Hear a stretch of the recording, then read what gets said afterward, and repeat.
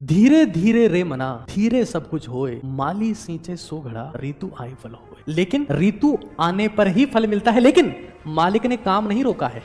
मालिक यानी कि पेड़ पौधों का मालिक यानी कि मालिक, वो 100 घड़ों से पेड़ पौधों को सींच चुका है। तो थोड़ा सा पेशेंस रखो, क्योंकि मुझे ऐसा लगता है ना कि महान इंसान में और एक सामान्य इंसान सब चीजें सेम होती है, जो डिफरेंस होता है ना वो डेल्टा पी होता है, यानी कि पेशेंस। धैर्य इस बात की गारंटी है, धैर्यवान यानी वो इस बात की श्योरिटी है कि वो लंबे समय तक किसी चीज पर मेहनत करने को तैयार है। तो मैं हमेशा कहता रहा हूं कि 2-2 फीट के 100 गड्ढे खोदने से सफलता नहीं मिलती, 200 फीट का एक ही खोदना होता है। और 200 फीट का गड्ढा खोदने की शर्त यह है कि आप बिना रुके धैर्य के साथ में लगातार वही काम कर रहे हैं। ये होता है धैर्यवान व्यक्ति।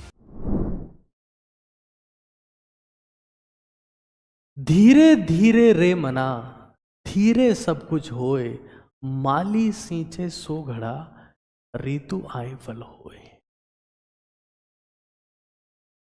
लेकिन ऋतु आने पर ही फल मिलता है, लेकिन मालिक ने काम नहीं रोका है।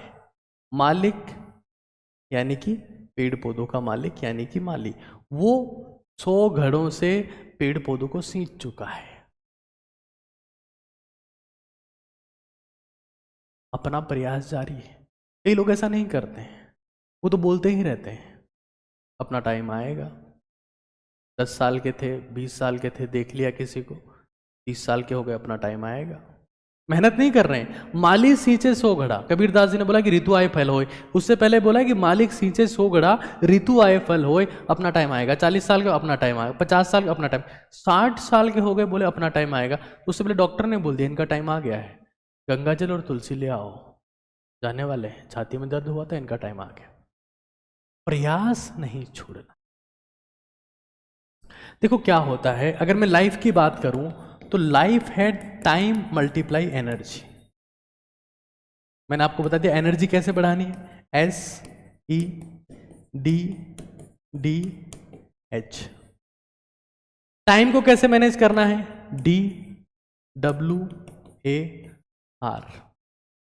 लेकिन सफलता सफलता सफलता यानी कि सक्सेस यानी कि फल मिलना, वो 2 चीजों पर डिपेंड करता है, efforts multiply right time. Efforts फिर वही एनर्जी तो आपको लगानी पड़ेगी उसमें, और समय राइट टाइम आएगा तब सक्सेस मिलेगी। लाइफ का मतलब ये है, लाइफ और सक्सेस थोड़ी सी डिफरेंट चीजें हैं आपस में, कि सक्सेस के लिए आपको सही समय पर एफर्ट्स लगाते रहना है, लेकिन सही समय आने पर ही आपको परिणाम मिलेगा।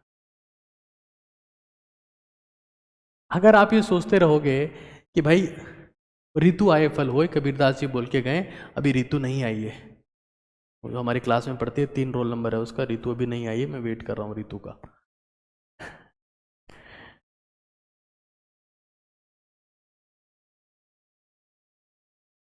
धीरे धीरे रे मना धीरे सब कुछ होए, माली सींचे सो घड़ा ऋतु आए फल होए।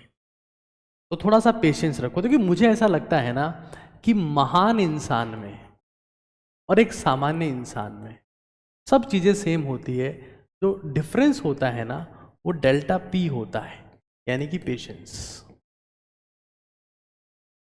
धैर्य इस बात की गारंटी है, धैर्यवान यानी वो इस बात की श्योरिटी है कि वो लंबे समय तक किसी चीज पर मेहनत करने को तैयार है। ये होता है धैर्यवान व्यक्ति। वो बार बार परिवर्तित नहीं होता कि आज ये किया, कल ये किया, परसों ये किया। एक चीज पर मैं हमेशा कहता रहा हूं कि 2-2 फीट के 100 गड्ढे खोदने से सफलता नहीं मिलती है, 200 फीट का एक ही खोदना होता है। और 200 फीट का गड्ढा खोदने की शर्त यह है कि आप बिना रुके धैर्य के साथ में लगातार वही काम कर रहे हैं, वही काम कर रहे हैं। धीरे धीरे रहे मना, सब्र रखो।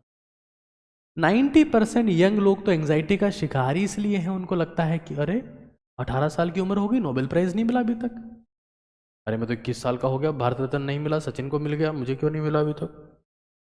अरे मेरी उम्र 16 साल हो गई, इंडिया टीम में नहीं आया मैं अभी तक, कब आऊंगा, सचिन आ गया था। डोंट कंपेयर योरसेल्फ, कंपैरिजन तो होगा। लेकिन तुम्हारा भी समय आएगा, मेहनत करोगे तभी समय आएगा। ये अपना टाइम आएगा कि टी शर्ट पहनने से समय नहीं आएगा, समय तो जा रहा है, प्रयास करते रहो। अरे मैं तो पैदा हो गया, अभी तक महान कैसे नहीं बना? समय दो, प्रयास को समय दो। इतने पेशेंस की कमी है कि वो एट द एंड साइकेट्रिस्ट के पास में जा रहे हैं, ये पागल हो गया, इसका इलाज करो, पत्थर फेंक रहे हैं। अरे मैं तो 2 दिन से भाला फेंक रहा हूं, मुझे ओलंपिक का गोल्ड मेडल क्यों नहीं मिला? 20 साल लगते हैं।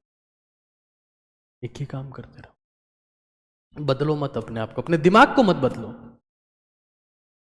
बहुत इंपॉर्टेंट है कि धीरे धीरे रे मना, धीरे सब कुछ होए, माली सींचे सो गड़ा, ऋतु आए फल।